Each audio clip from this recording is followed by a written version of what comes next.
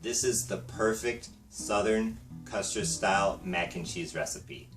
My adaptation of a John Legend recipe is not only easy because there's no roux, it's also the perfect size for a small gathering. Take a look. Start off by boiling half a pound or half a box of whole wheat elbows at a roaring boil for 8 to 10 minutes. Then drain and set aside. Next, saute 1 medium onion in 1 tablespoon of butter and 1 teaspoon of oil over medium heat for 5 minutes. Then, turn off the heat, add the drained pasta, and mix well. Make sure that the pasta is well drained. You don't want to add wet pasta to hot oil. Then set aside so that you can assemble the casserole. In a buttered 8x8 casserole dish, start by putting down 1/3 of the pasta. And then add 1/3 of the cheese, equal parts extra sharp cheddar and mild cheddar. No need to stir the pasta and cheese together. It will all melt into one. Then take 1 can of evaporated milk and 1 large egg and mix them together.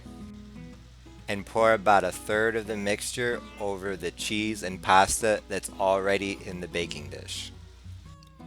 This binding agent makes Southern custard style mac and cheese hold its shape when it's served. Repeat this layering process 2 more times.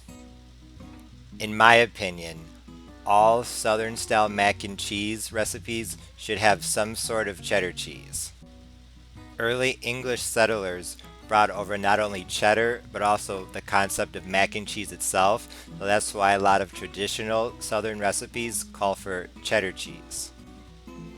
A lot of old recipes also call for hoop cheese, an unaged farmer's cheese that is supposed to be similar to an unaged cheddar or perhaps even a cottage cheese.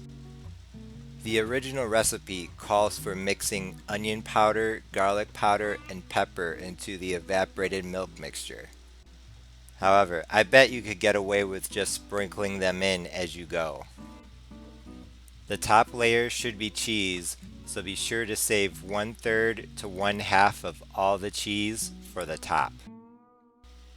If you get to the end and you realize that you didn't pour in the evaporated milk mixture as you went along, pour it in at the end.